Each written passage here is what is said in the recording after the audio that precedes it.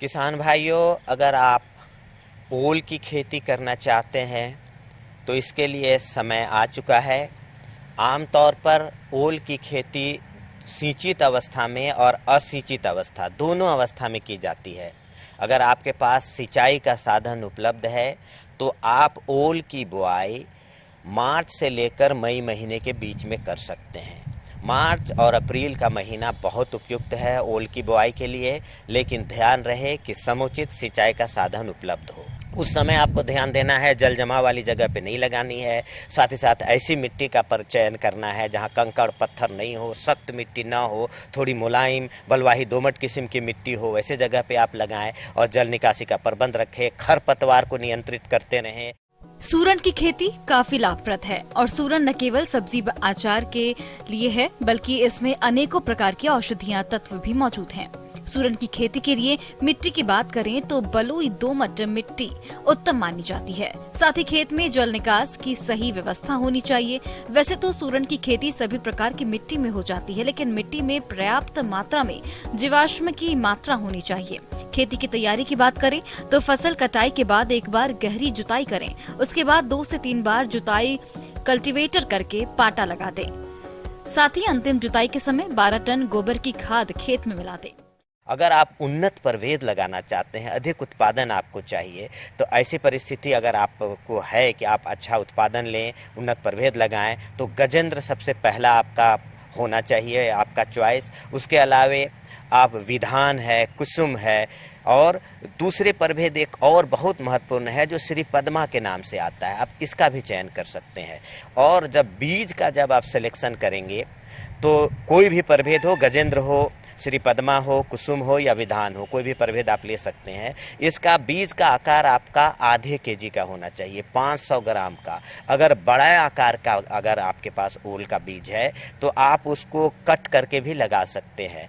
उसको कट इस तरीके से करेंगे कि जो बीच में आँख आता है उसका एक हिस्सा पड़ना चाहिए। अगर आप 2 हिस्सा में बांट रहे हैं तो बीच से ऊपर से इस तरह से ऊपर से नीचे तक कट करेंगे कि दोनों भाग में उसका आँख आ जाए। अगर और ज़्यादा बड़ा है, मान लीजिए कि 2 केजी के साइज का ओल है और आपको लगाना है, तो 2 केजी का ओल आप लगाएंगे नहीं, आपको आधे केजी का लगाना है। तो अब क्या करेंगे, उसको 4 भागों में कट करेंगे, ऊपर से नीचे की ओर ऐसे कट करेंगे बीच से कि चारों भाग में थोड़ा थोड़ा आँख जो ऊपर आता है उसका पोर्शन रहना चाहिए। इसके बाद आप इसको उपचारित करके ही लगाएं।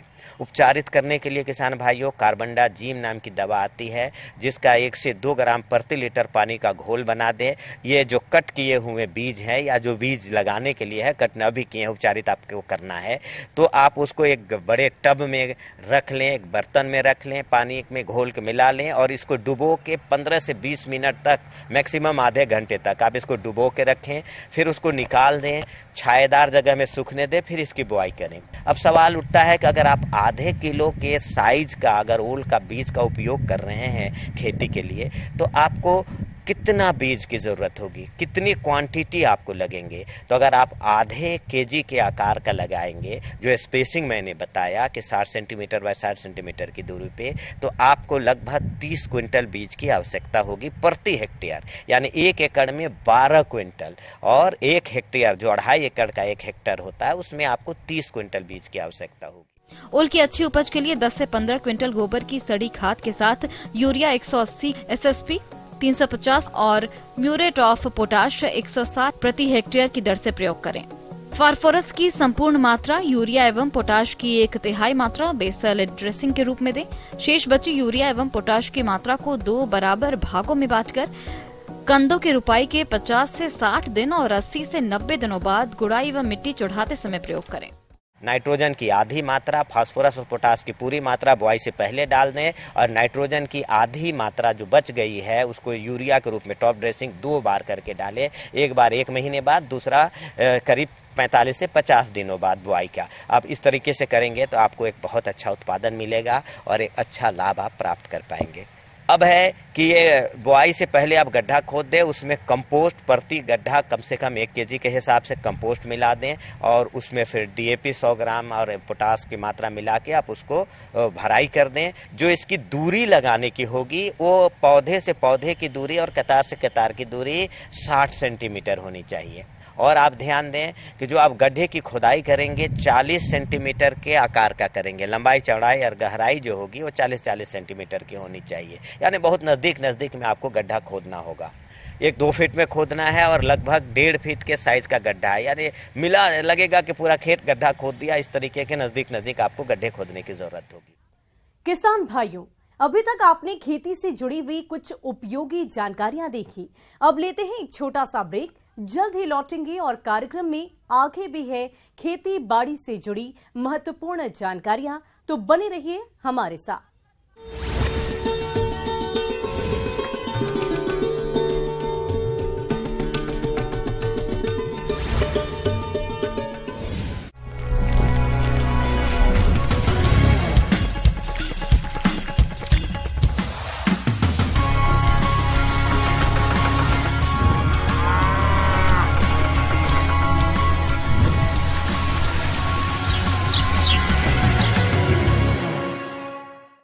और ब्रेक के बाद आप सभी दर्शकों का अन्नदाता में स्वागत है।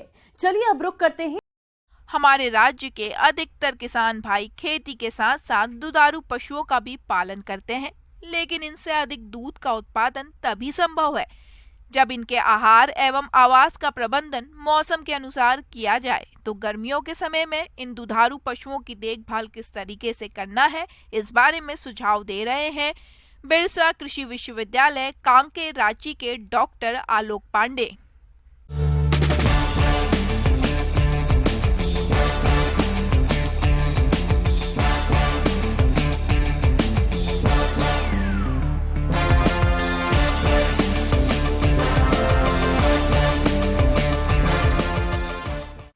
गर्मी का आगाज हो चुका है करीब, और आने वाले दिनों में और भी गर्मी बढ़ेगी। तो गर्मी का जो प्रतिकूल असर है वो मनुष्यों पर तो पड़ता ही है, साथ साथ जानवरों पर भी, और ख़ास करके जब हम दुधारू पशुओं की बात करें तो काफ़ी उस पर असर पड़ता है। मिल्क का प्रोडक्शन काफ़ी गिर जाता है गर्मी के दिन में, तो ज़रूरी है कि हम थोड़ा सा उसके देखभाल पर थोड़ा सा ज़्यादा ध्यान दें। गर्मी बढ़ गई है। आप जो भी पशु गाय, भैंस या बकरी का पालन करते हैं, ये मौसम इनके लिए कई परेशानियां लेकर आता है। आपके पशु एक बड़ी पूंजी होते हैं, इसलिए इनका बदलते मौसम में बहुत ध्यान रखें। तो उनको फीवर हो सकता है, उनको किसी तरह का दिक्कत हो सकता है। बहुत सारे पशु अचानक गर्मी बढ़ जाएगी तो बहुत ज़्यादा पतला गोबर करना शुरू कर देंगे। तो इन सब चीज़ों को देखने की आवश्यकता है। सबसे पहले तो ये है कि आप उनका कैसे ध्यान रखें। तो सबसे ज़रूरी चीज़ है कि गर्मी के दिन में उनको जो रहने का जो स्थान है, वो रहने का स्थान सबसे ज़रूरी है कि आप अभी अगर आप बंद शेड में उसको रखते हैं तो अगर आप कोशिश करें कि उसको अगर खुला में रख सकते हैं तो खुला में रखें, और नहीं तो अगर आपका बंद शेड है तो शेड के आसपास में अगर आप वृक्ष लगाते हैं, किसी भी छायादार वृक्ष लगाते हैं तो उससे बहुत आसानी उनको राहत मिलती है।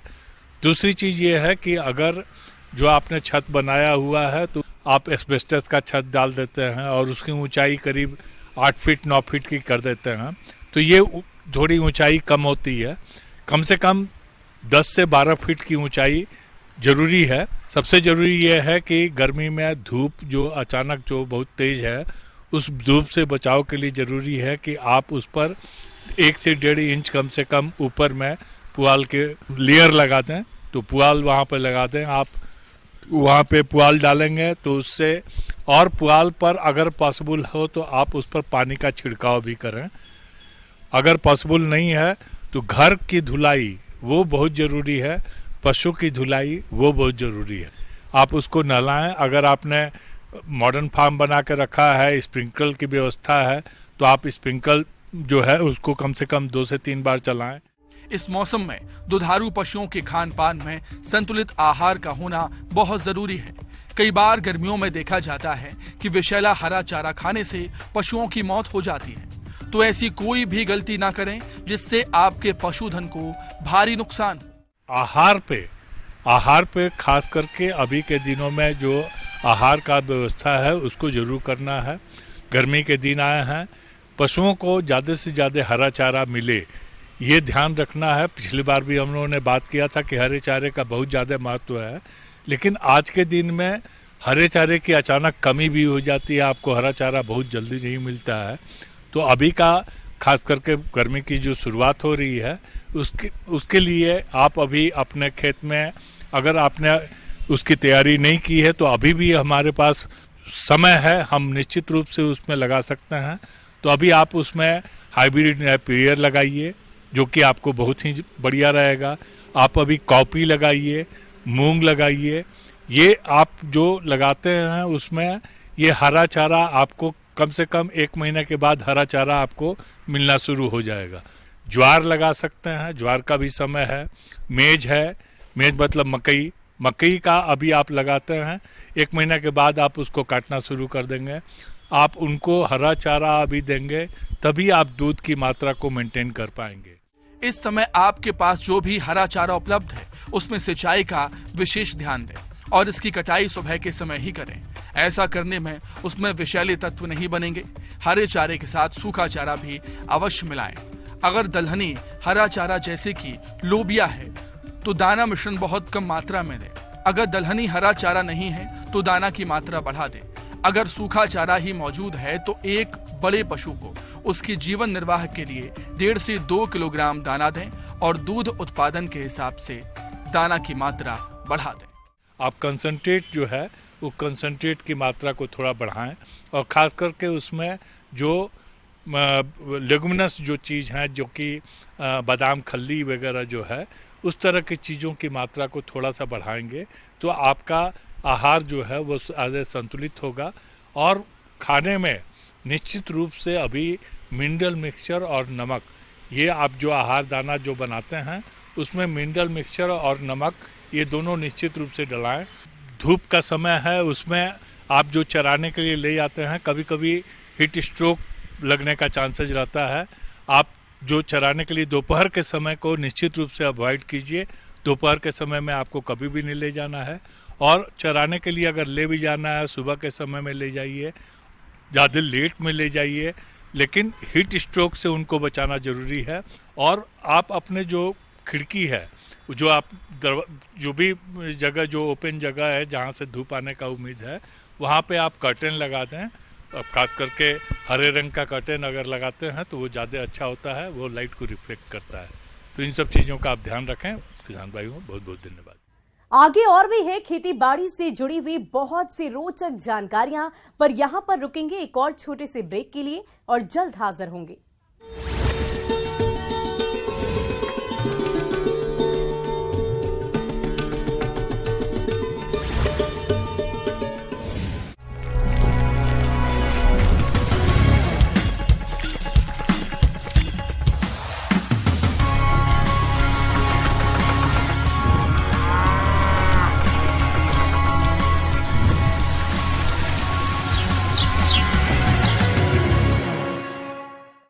और ब्रेक के बाद एक बार फिर से आप सभी दर्शकों का अन्नदाता कार्यक्रम में स्वागत है।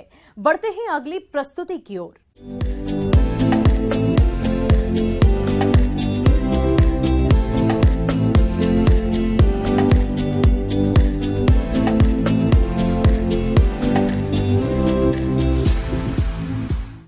किसान भाइयों, कृषि, पशुपालन और मुर्गी पालन में मौसम के अनुरूप कार्यों को करने की जरूरत होती है।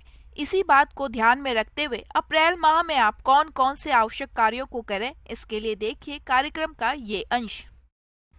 पुष्प और सुगंध वाले पौधे गुलाब में आवश्यकता के अनुसार सिंचाई कर नराई गुड़ाई करते हुए बेकार और रोगग्रस्त बेकार टहनियों की कटाई करें। गर्मी के फूलों जैसे जिनीमा, पोर्चुलाका व कोचिया के पौधों की सिंचाई और निराई गुड़ाई करें।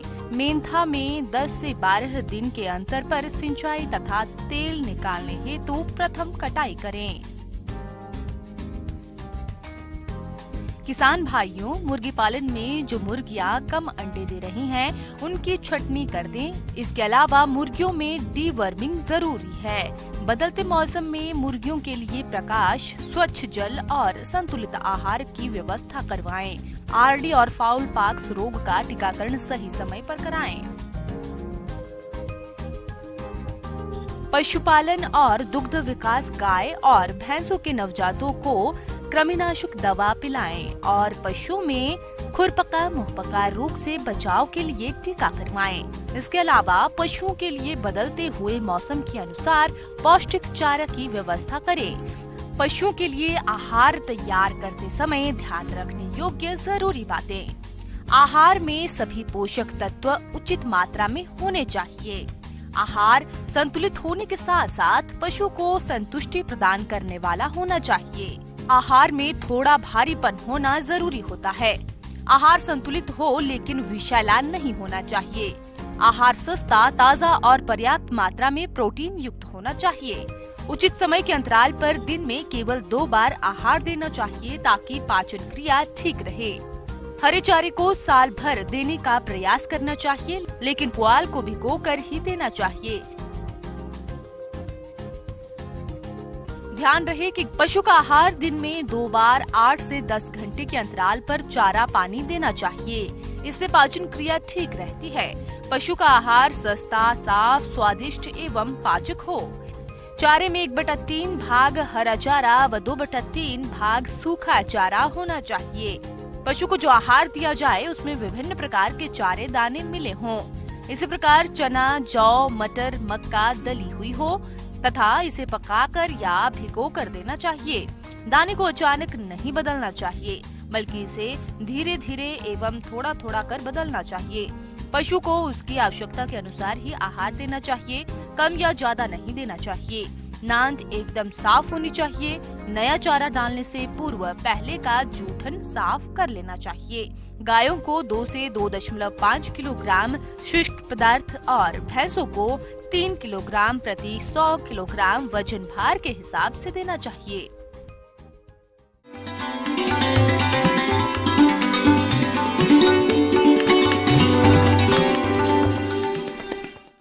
अन्नदाता हेल्पलाइन निशुल्क फोन संपर्क सेवा के माध्यम से आपके द्वारा पूछे गए प्रश्नों में से 1 या 2 महत्वपूर्ण प्रश्न को हम अपने कार्यक्रम में शामिल करते हैं और इसी के तहत आज किसान का सवाल और उसका जवाब कुछ इस प्रकार है। आज की अन्नदाता हेल्पलाइन में हमने जिस प्रश्न को शामिल किया है उसे पूछा है गांव बारा, जिला गया के रमाशंकर ने। आपने कटहल के बाग में किए जाने वाले जरूरी कार्यों पर जानकारी चाहिए, तो इसके लिए देखिए कार्यक्रम का यह अंश।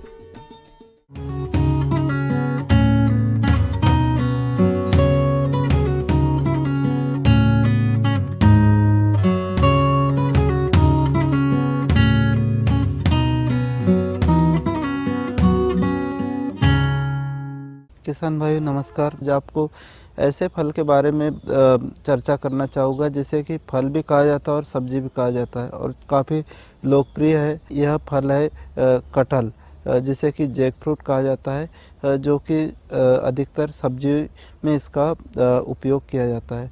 साथ में इसका उपयोग जैसे कि अचार वगैरह में होता है। कटहल की खेती लगभग पूरे देश में की जाती है। इसके बावजूद कटहल की खेती में असम का स्थान सर्वोत्तम है। इसके अतिरिक्त मध्य प्रदेश, छत्तीसगढ़, उत्तर प्रदेश, बिहार, झारखंड, पश्चिम बंगाल और दक्षिण भारत के राज्यों में भी इसकी बागवानी बड़े पैमाने पर की जाती है। इसकी बागवानी के लिए ज्यादा कुछ ध्यान देने की जरूरत नहीं होती है। कटहल के फल को कच्चे तथा पक्के दोनों प्रकार से उपयोग करते हैं, लेकिन सब्जी में इसका स्थान ज्यादा है। इसके बागों की सही से देखभाल करें तो कटहल का अधिक पैदावार ले सकते हैं। कटहल के बारे में निंदाई गुड़ाई भी जैसे सभी फलों में करते हैं, वैसे ही कटहल में भी निंदाई गुड़ाई की आवश्यकता होती है। पौधा लगाने के बाद से 1 वर्ष तक पौधों की अच्छी देखरेख करनी चाहिए। पौधों के थालों में समय समय पर खरपतवार निकालकर निराई गुड़ाई करते रहना चाहिए। साथ ही पौधों को रोपाई की शुरुआत में कुछ वर्ष तक सर्दी के मौसम में 15 दिनों के अंतराल पर और गर्मी के मौसम में प्रति सप्ताह सिंचाई करते रहना चाहिए। अगर पौधा बड़ा हो गया है तो गर्मी के दिनों में प्रत्येक 15 दिन में तथा सर्दी के मौसम में 1 महीने में सिंचाई करना चाहिए। साथ ही नवंबर से जनवरी माह तक कटहल के पौधों में फूल आने लगते हैं, इसलिए इन महीनों में सिंचाई नहीं करनी चाहिए। पोषण प्रबंधन भी काफ़ी महत्वपूर्ण होता है, क्योंकि किसानों की काफ़ी समस्या होती है कि कटहल में फल नहीं लगते।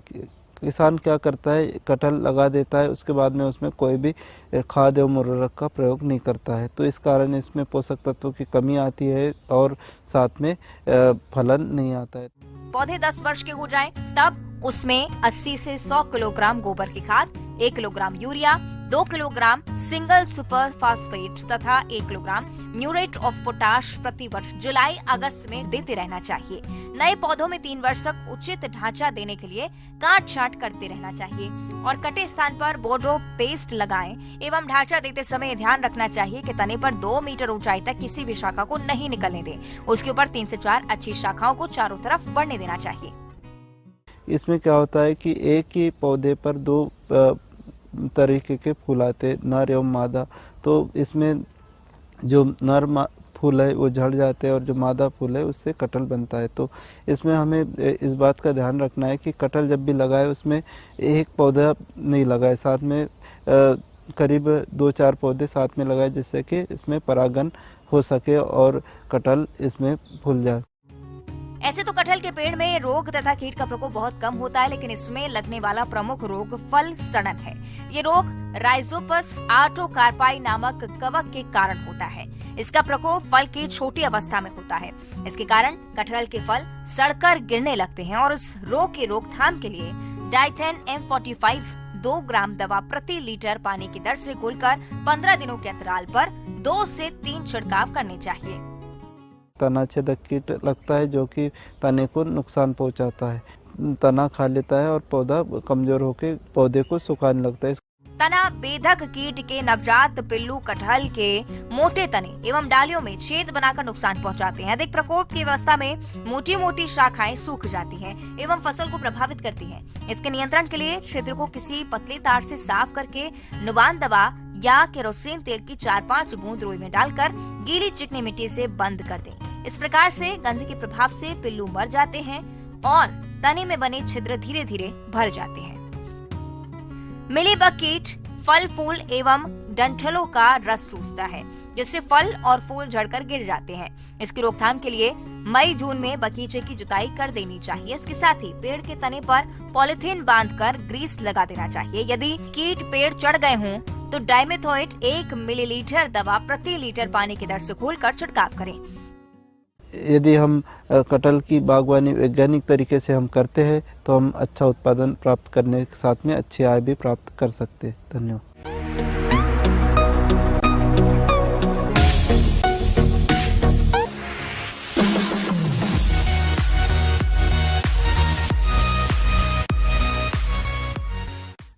और आइए अब एक नजर डालते हैं राज्य की कुछ चुनी हुई मंडियों के प्रमुख फसलों के बाजार भाव पर।